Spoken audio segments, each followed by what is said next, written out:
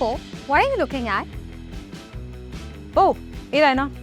I'm just going through some information on loan against property. Have you heard of it? Vaguely. But I'm not sure what it is exactly. Can you explain? Sure.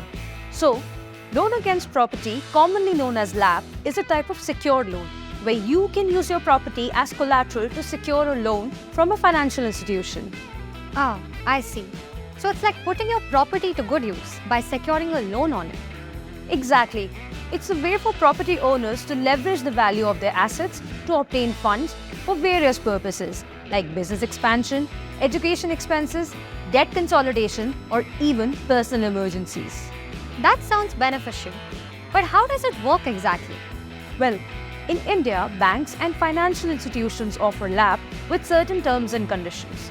Generally, the loan amount is determined based on the market value of the property being mortgaged, along with the borrower's repayment capacity and creditworthiness. So, if someone defaults on the loan, what happens to the property?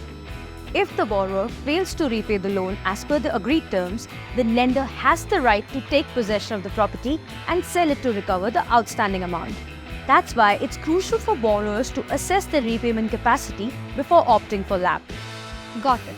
Are there any specific types of properties that can be used for LAP?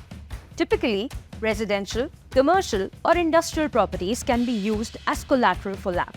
However, lenders may have their own criteria regarding the type, location, and condition of the property. This seems like a useful option for those in need of substantial funds. But are there any risks involved? Like any financial decision, there are risks associated with LAP. Since it's a secured loan, the borrower's property is at stake if they fail to repay the loan.